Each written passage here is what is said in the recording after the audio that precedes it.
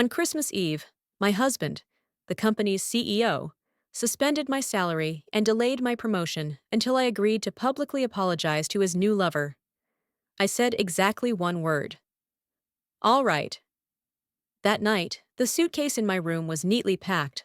I left quietly. A few days later, he and his father kept calling me nonstop. 78 missed calls. Outside, snow fell thick and heavy, each white flake tapping softly against the floor-to-ceiling windows, on the top floor, like silent accusations. I stood there watching the snow pile up on the windowsill, slowly and deliberately, while the Christmas party below remained loud and alive, like another world entirely. Champagne glasses clinked together. Laughter echoed down the marble hallways. Musicians played a piece by Vivaldi that no one was really listening to. Up here, in my husband's corner office, the only sounds were the steady hum of a laptop and the light tapping of his fingers on the mahogany desk.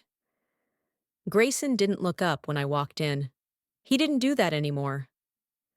"Close the door," he said, his voice carrying the cold edge I'd grown used to over the past 6 months. It was the voice he used with subordinates who disappointed him, with partners who missed deadlines, with anyone who no longer fit the success story he was selling to the world. Right now, I was clearly all of those things. I closed the door. The click sounded louder than it needed to. "Sit down," he ordered, still not looking at me, his eyes fixed on a document that mattered more than the woman who had once believed she was loved. I stayed standing, a small act of defiance, maybe meaningless, but I had learned that sometimes the last power you have left is refusing to make yourself comfortable in your own humiliation. He noticed. Of course he did. Grayson always noticed everything. That was how he became CEO of Von Tech Industries so quickly. What took him from a young manager to the top of power in just a few years? What made the board hand him the entire empire before he'd even turned 40? Surely not because his father was the largest shareholder. He looked up then, and I saw something flicker across his face. Irritation? Impatience? Or something else? "Olivia is downstairs in the lobby," he said, leaning back in his chair like a king settled on his throne. "She's waiting for you, Eleanor." I repeated the name in my head, as if tasting bitterness. Olivia Hayes, the new head of strategy, hired 4 months ago with a resume so perfect it felt unreal. Ivy League MBA, former senior consultant, a presentation on innovation that had gone viral across the company. 27, unmarried, ambitious in the way only people who have never failed can be. And 2 weeks earlier, when I'd forgotten my gym bag and returned to the office after hours, I had seen them here. I said nothing. I simply walked out, leaving behind sounds no wife should ever remember if she hopes to stay married. I drove home in silence, watching the city lights stretch out like dying stars. I didn't speak, because I was still trying to understand whether what I'd seen was an ending, or just the moment I accidentally stepped into the middle of a story that had been unfolding for a very long time without me. "Why is Olivia waiting for me?" I asked, even though I already knew the answer. You don't live 5 years with someone who thinks like a strategist without learning how to read the battlefield before the first shot is fired. "Because," Grayson said, standing up and straightening his red tie, the one I bought him last Christmas when the world still belonged to us, "you owe her an apology." The words hung in the air, like the snow outside, frozen for a moment, before gravity pulled everything down. I felt something tighten in my chest. Maybe it was my heart, or maybe it was the last piece of who I was, before I became the woman standing in her husband's office, being told to bow her head and apologize to his mistress. "An apology," I repeated, because sometimes you have to hear the absurdity spoken out loud before you can believe it's really happening. "For what?" I asked. "You know exactly what for." Grayson walked over to the window, turning his back to me, his reflection faint against the glass. "What happened at the strategy meeting?" he said. "You tore her down in front of the entire executive board. You challenged her data, her methodology, and her recommendations. You made her look incompetent." The incident. Of course.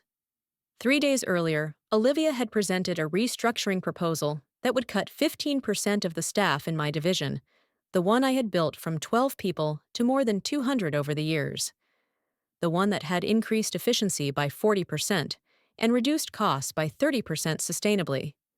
The proposal looked great on paper, full of consulting jargon and slick charts, and it would have destroyed everything we'd built in exchange for exactly $3 million a year, a rounded number in a quarterly revenue report.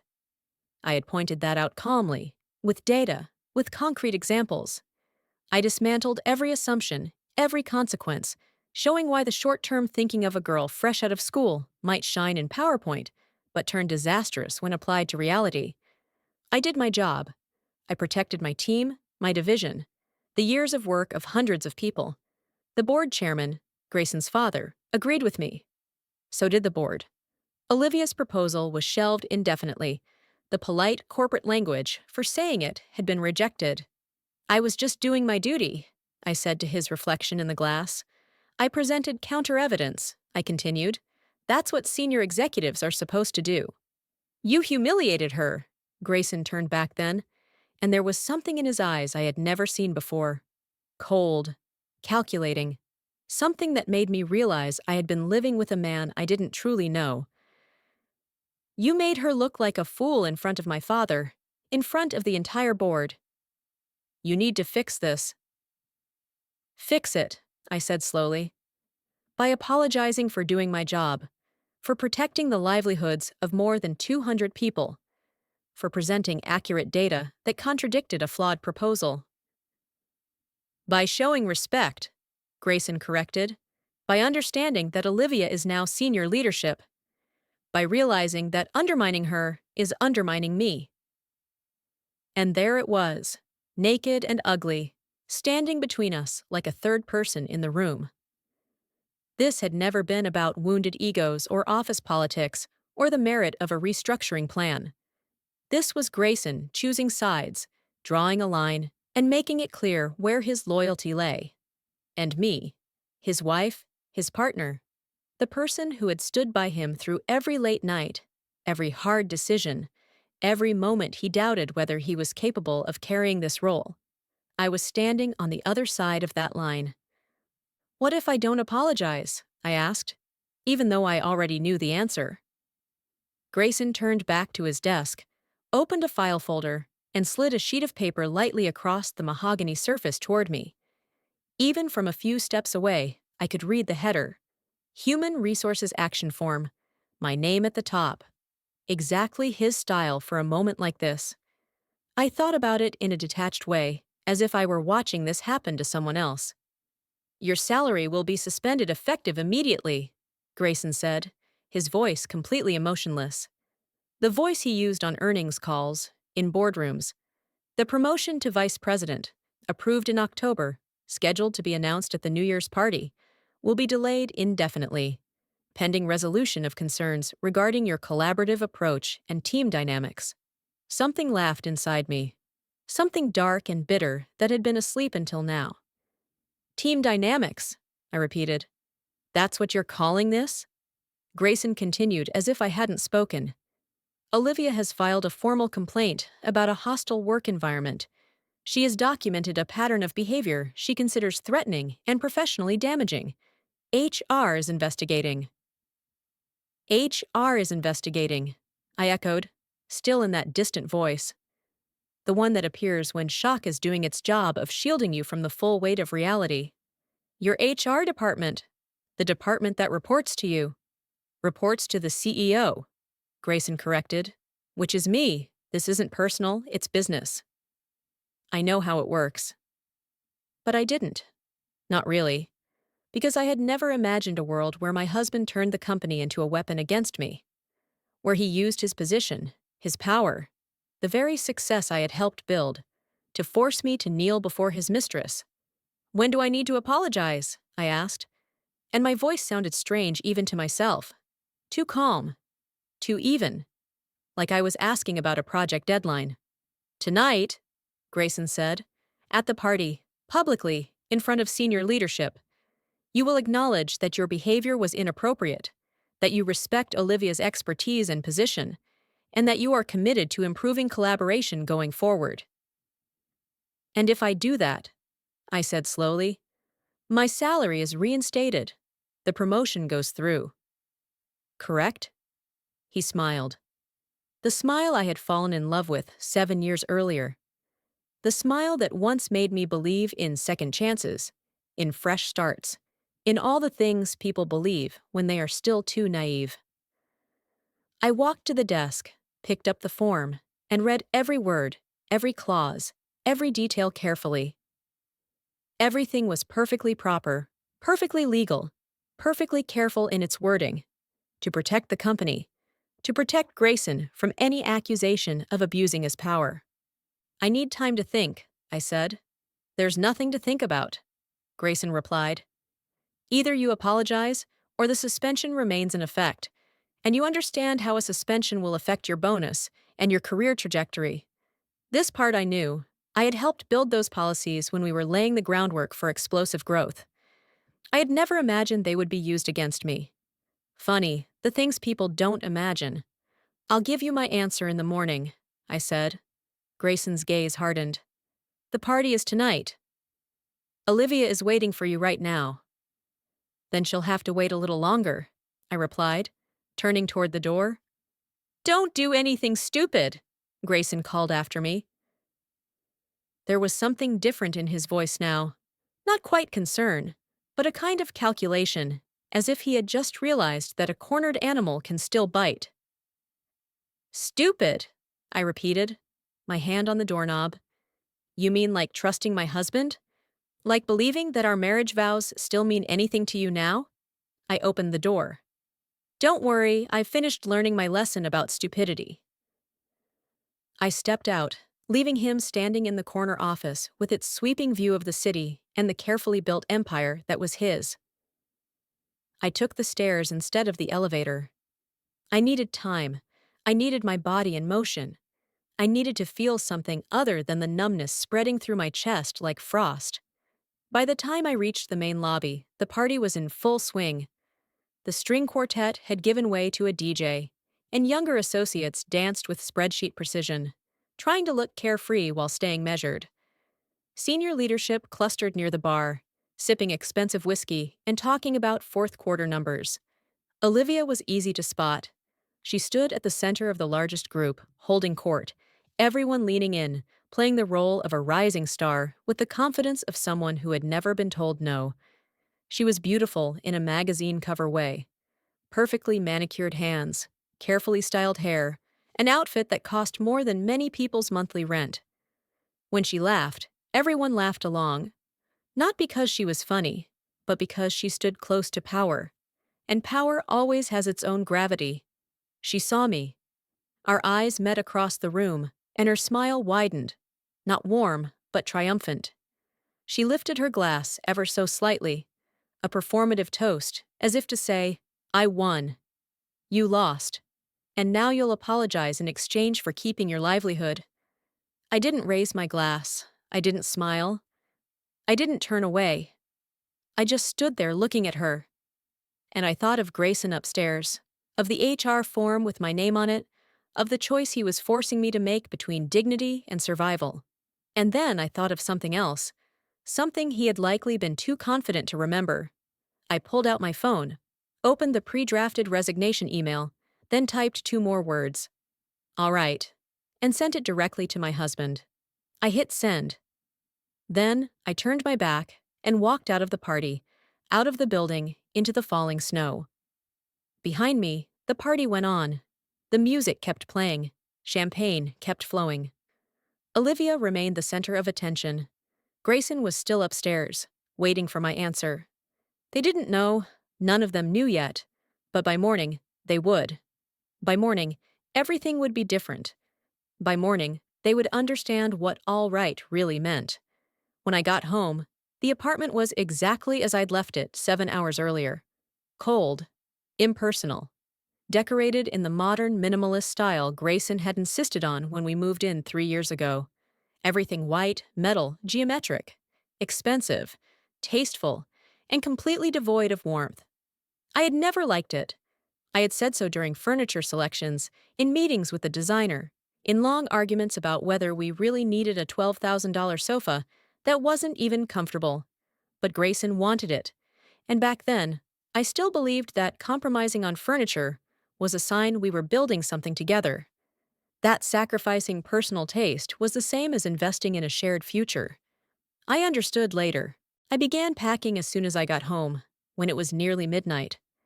After more than an hour of walking through the snow, trying to reorganize the tangled calculations of my own life, I packed everything methodically, precisely the way I handled every other problem: sorting, listing, double-checking, making sure nothing truly essential was left behind. Clothes, documents, electronics, and a few rare personal items that actually mattered. My grandmother's necklace, my mother's handwritten letters, my parents' wedding photo, both of them so young, so trusting, completely unaware of everything that lay ahead, the good years, and the cruel ones, the illness that took my father far too early, and the strength my mother had to find on her own to keep living afterward. I left everything else behind: the art on the walls, the books on the shelves, most of them Grayson's choices, carefully arranged to project a kind of intentional elegance. I left the kitchenware, the linens, everything that belonged to the life we had performed for ourselves and for others. I took only what was mine, only what could fit into 2 suitcases and a backpack. It was startling how little that was. 5 years of marriage, and I could pack my entire presence in that apartment in under 3 hours. What did that say about the life we had built? What did it say about how much space I had truly occupied in the world Grayson had so meticulously designed for himself? By the time I zipped the last suitcase, the sky was beginning to pale, shifting into that familiar gray-purple hue before a December dawn, the moment when the city holds its breath between night and day. He couldn't see what was happening inside me then. Not anger. That would come later. Not exactly pain, though it was there too, buried beneath more immediate responses. What took clear shape in my chest as I stood there, in the cold apartment, was something colder and more precise than all of it. It was clarity, sharp, absolute. It sliced clean through every illusion and self-deception I had maintained for so long about who they truly were and where I actually stood in their lives.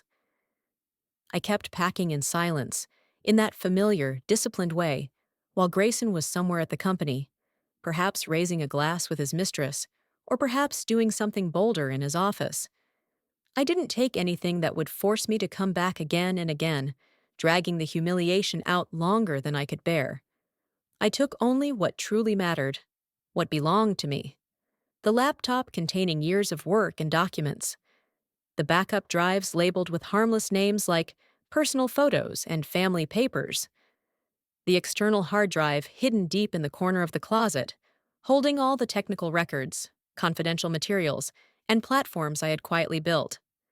I left behind the jewelry Grayson had given me for birthdays, anniversaries. Expensive, flawless, but never really mine. Always more about display than feeling. I also left behind the designer clothes he had encouraged me to buy. Clothes that never quite fit, because they were made for a different role. A different person I had never truly been.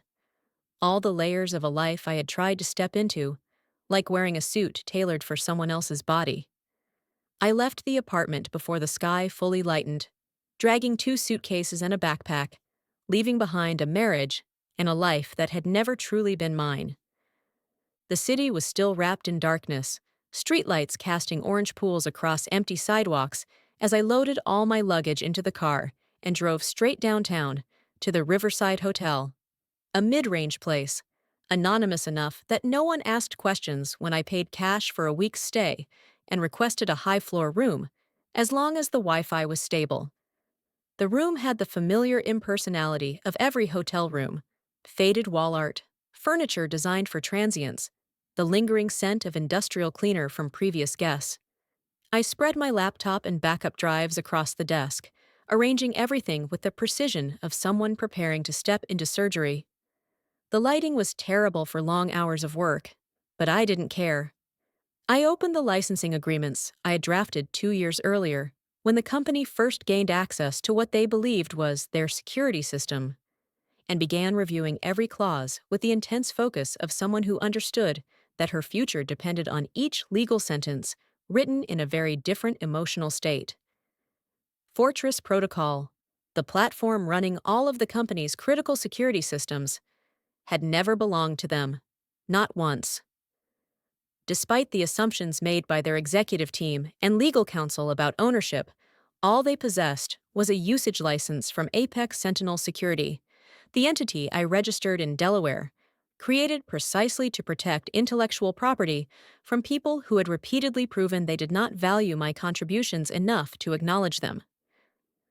The licensing contract ran 37 pages, dense with technical and legal language, something their lawyers appeared to skim rather than truly read, operating under the familiar assumption that it was just a standard software agreement, the kind of document people sign because the technology is valuable, the terms seem reasonable, and no one expects trouble down the line.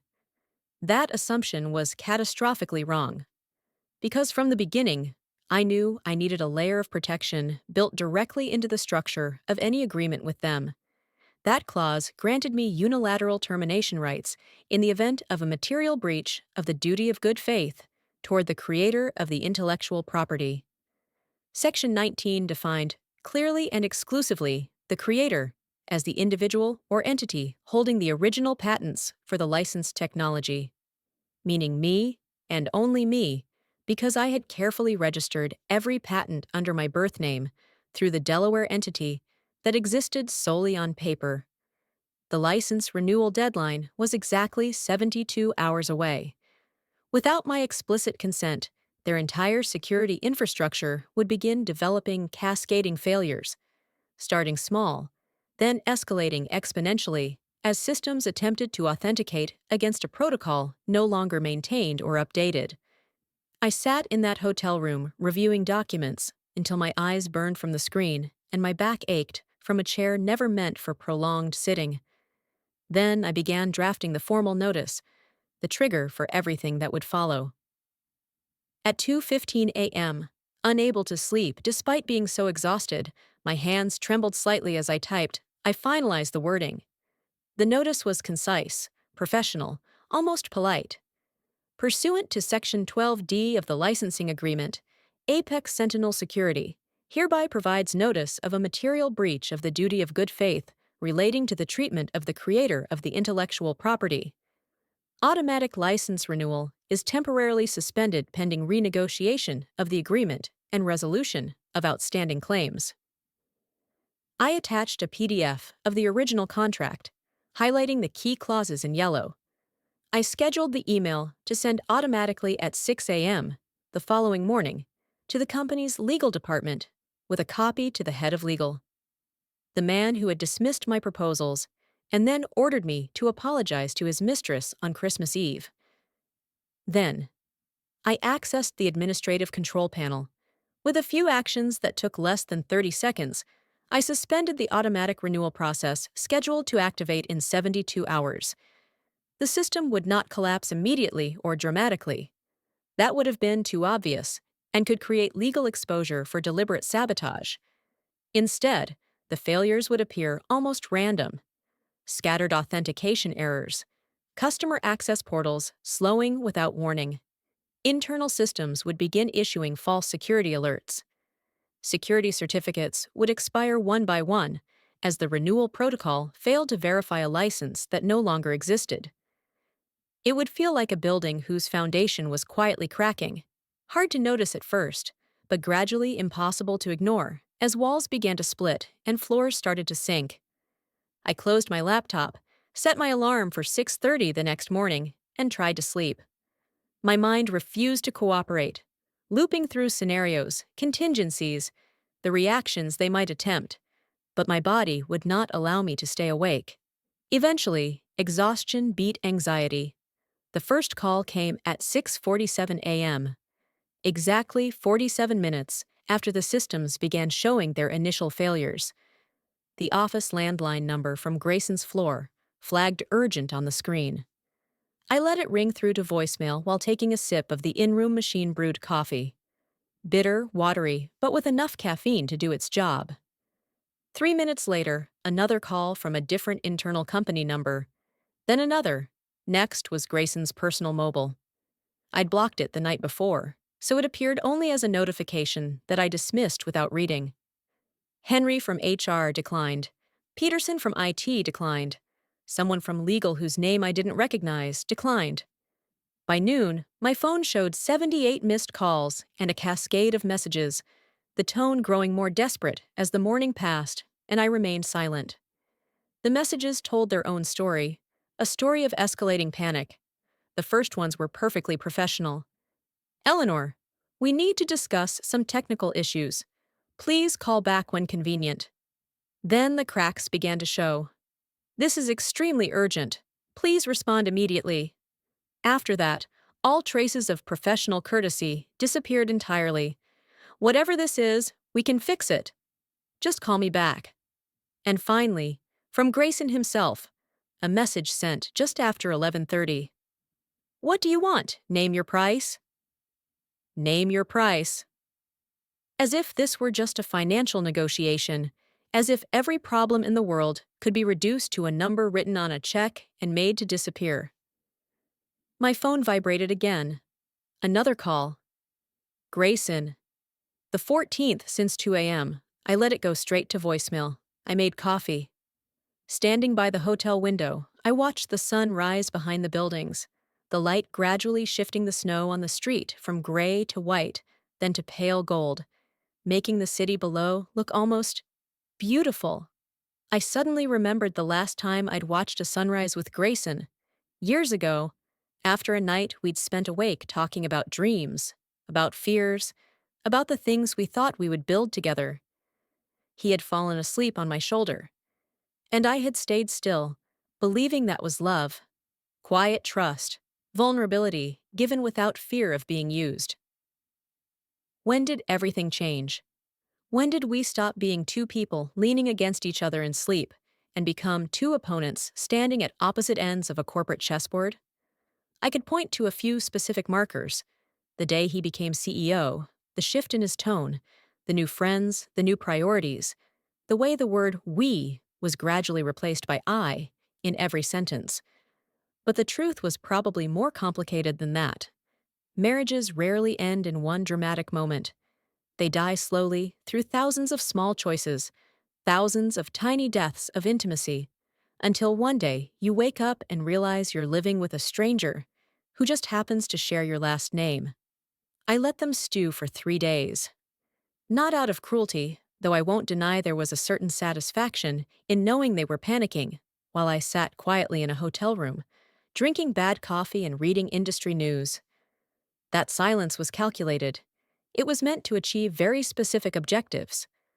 I needed them to fully understand the extent of their dependence on the systems I had built.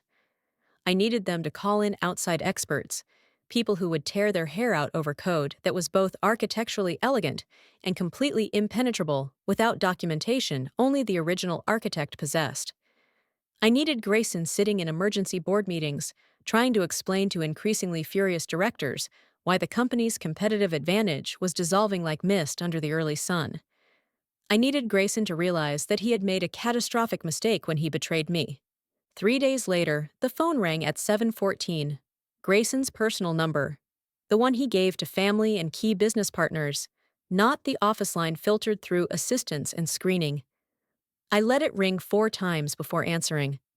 A small gesture, but enough to satisfy the part of me that needed him to wait, needed him to feel even a flicker of uncertainty about whether I would pick up. Eleanor. His voice held none of the authority I'd heard in his office 4 days earlier. He sounded weaker now, like a man who had just discovered the foundation of his house was built on land he didn't own, and the real owner had just informed him the lease was about to expire. We need to meet in person. There are things too complicated to discuss over the phone. No, I said, keeping my voice calm and level, refusing to mirror any urgency or anxiety.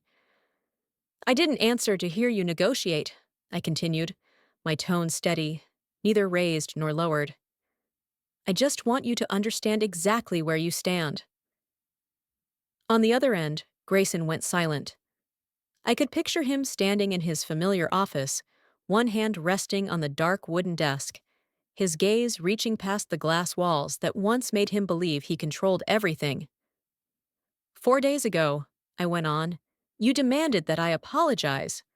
Not because of competence, not because I was wrong, but because I was your wife. Eleanor, he said, trying to keep his voice composed, if there's been a misunderstanding. There's no misunderstanding, I cut him off. Only a false assumption.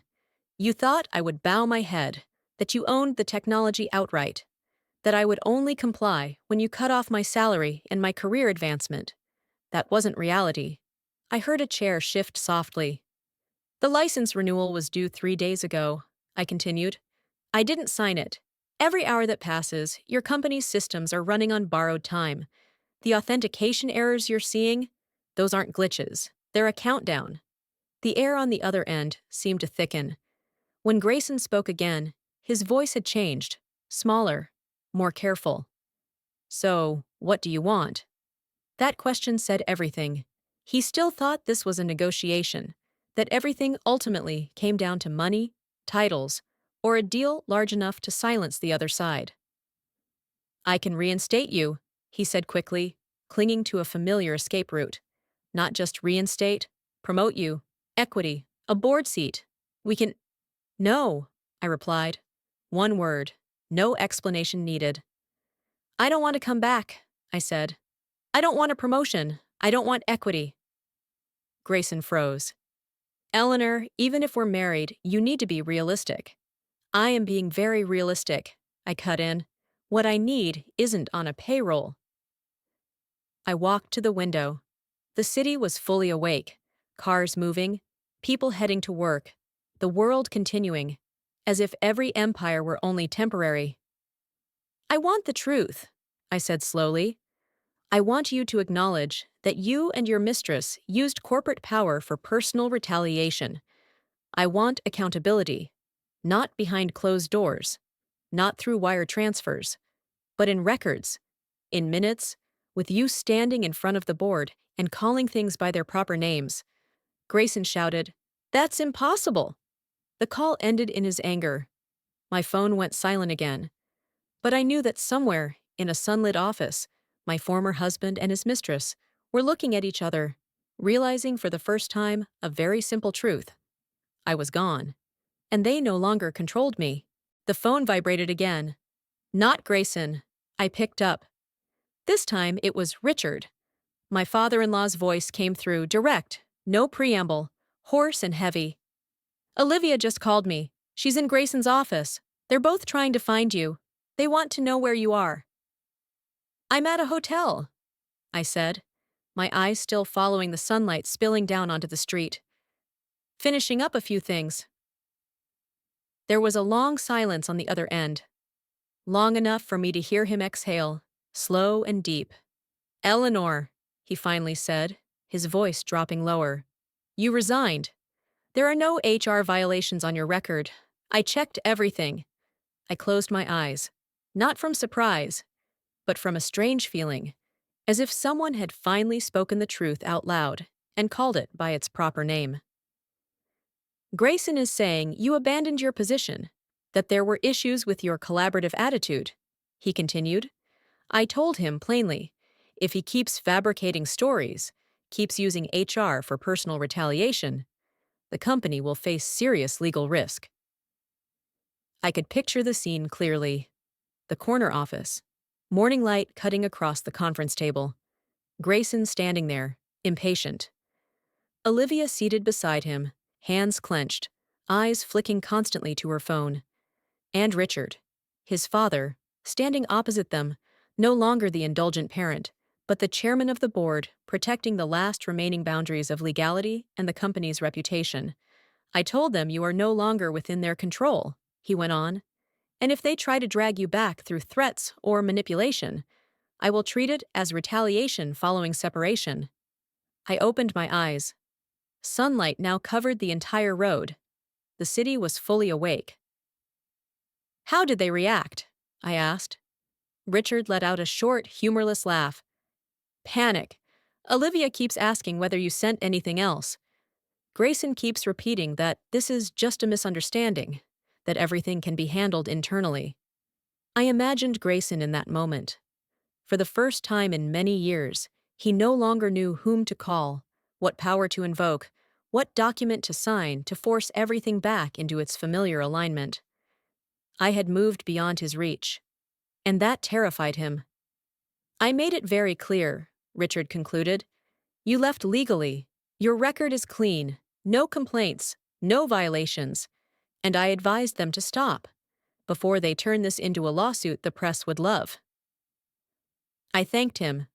No embellishment. No long explanations. Just a quiet acknowledgement between two people who understood that there are moments when standing on the right side matters more than standing with blood. Do you have any demands? He asked when he spoke again, his voice rougher now. You know I built this company from nothing. I don't want to watch it collapse. No, I said. I only want Grayson and his mistress to be held accountable for their decisions. Silence. Long. Heavy. For the first time, I heard something in Richard's breathing he had never revealed before. Uncertainty. Eleanor, he said slowly, you've just removed all their power. I know, I replied. ACT 10. The tech industry reacted faster than I expected. Within just a few hours of the system failures at my former company becoming visible to clients and competitors, my inbox filled with emails from people who knew only fragments of the story and wanted more, or wanted to test the waters for collaboration. The old company's stock was plunging, and at first, no one understood why, until someone traced it back to a licensing dispute with Apex Sentinel Security, a name no one had ever heard before. And then they discovered that the owner was me. That same day, two companies reached out with vice president-level offers. Another wanted to discuss acquiring Apex Sentinel Security outright. For months at my old company, I had been nearly invisible. My contributions had been systematically erased. Now, those same people were scrambling to understand how I had built something so critical that its absence could paralyze an entire corporation. By evening, I had 3 formal offers, each one offering compensation more than double what I'd earned before. One came with a signing bonus larger than my entire annual income at the old company. I reviewed everything carefully, not just the money, but the culture, the autonomy, and whether I would once again be stepping into an environment where leadership relationships could bring down an entire enterprise.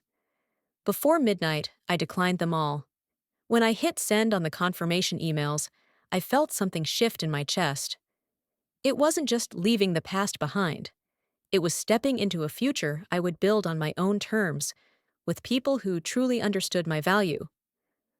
I closed my laptop and sat quietly in the hotel room, feeling something I hadn't felt in months. Excitement, without fear. My phone kept vibrating with notifications I didn't read, missed calls from numbers I no longer considered important. The panic of Grayson and his mistress faded into background noise, something I learned to ignore as I focused on the future I was deliberately creating. Grayson kept calling after the day I left. I unblocked his number, partly out of curiosity about what he would say now. The voicemails told a story of escalating desperation. At first, irritation. What are you doing? You need to stop. I deleted it. 3 days later, his voice wavered. I know you're angry. You have every right to be. But can we talk? By the third message, the fear was unmistakable. He was under investigation. The board was discussing forcing him out permanently. Do you want to destroy me? In the 8th week, Grayson showed up at the building where I was preparing to open the first office for Apex Sentinel Security. I was in a meeting when security called, saying a man claiming to be my husband was waiting in the lobby. I opened the camera on my phone. He stood there holding an expensive bouquet of roses, the kind you buy when desperation has replaced understanding. He looked smaller than he did in my memory. Not physically, but in something deeper. The confidence that once surrounded him was gone, replaced by an awkwardness visible in the way he kept shifting his weight.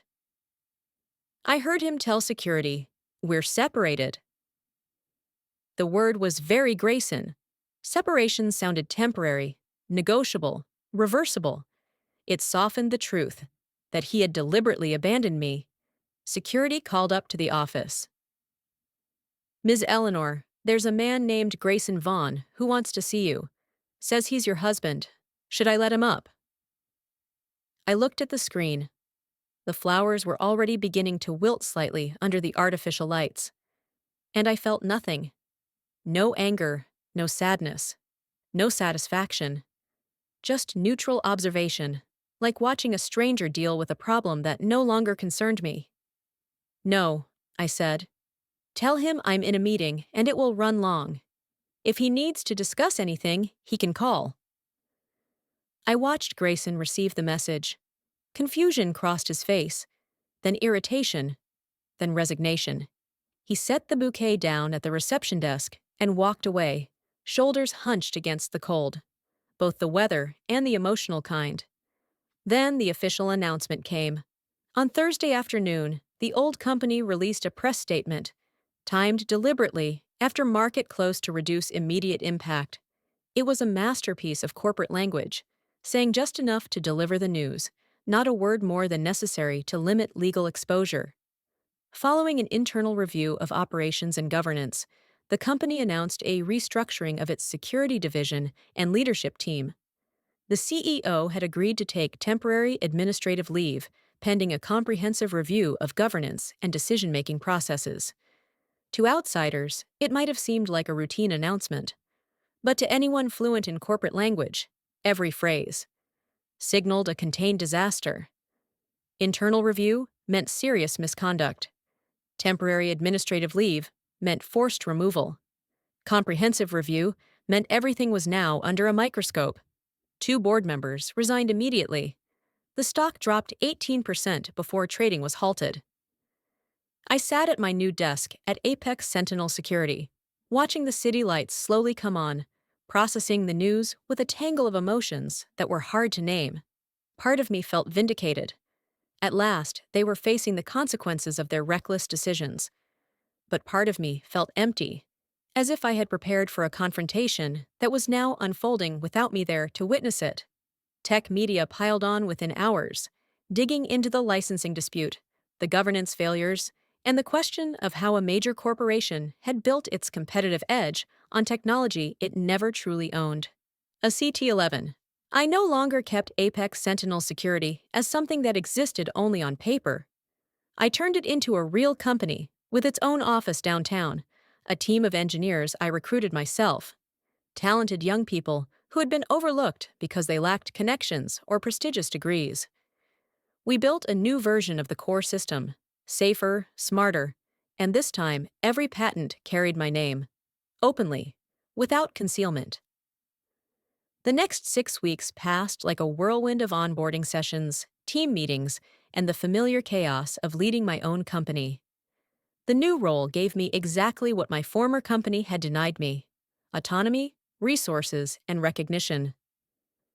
I had a team of 20 engineers, chosen for ability, not politics. A budget that allowed ideas to be implemented, not just discussed.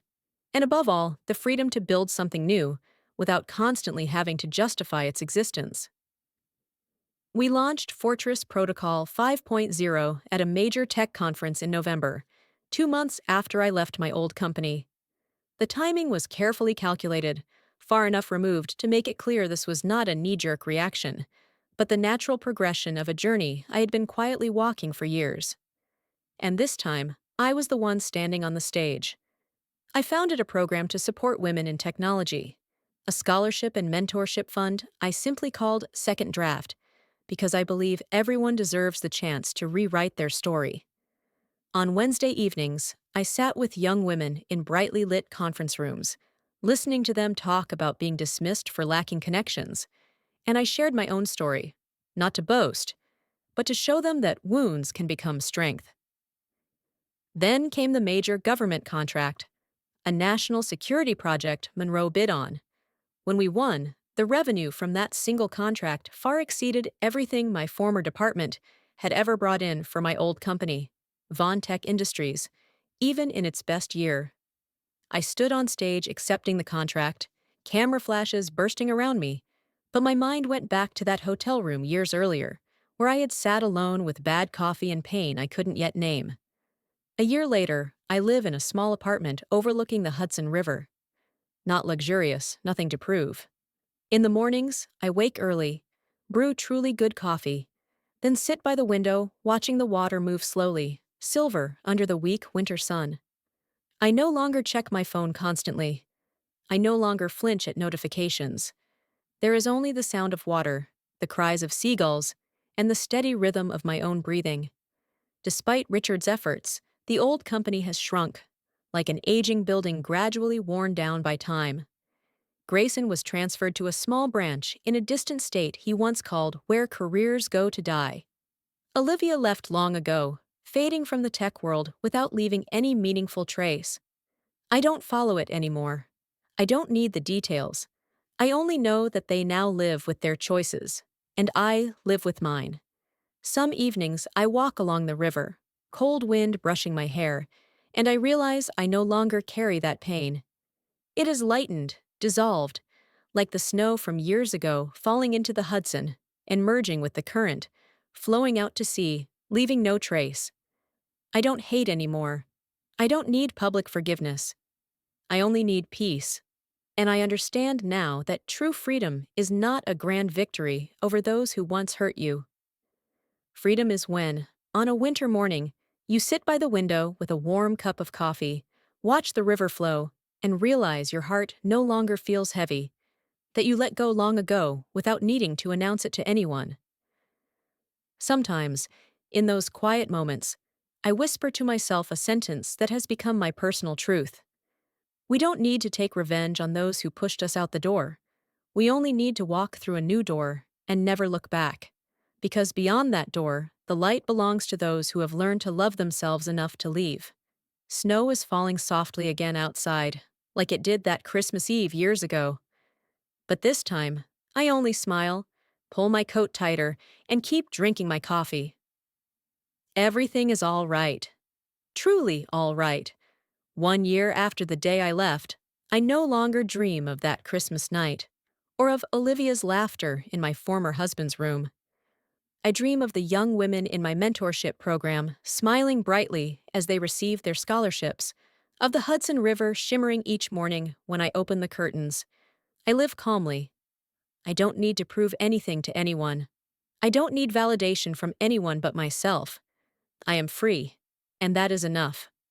Snow continues to fall, covering the paths in white, but I know that beneath the snow, spring is quietly preparing.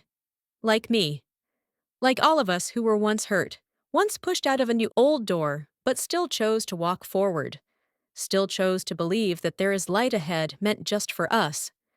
And when you've walked far enough, you will look back, not with hatred, not with regret, but only to whisper thank you. Thank you that the old door closed so the new one could open. Thank you that the pain of long ago taught us how to fly. I'm flying now, and the sky is vast, endlessly wide.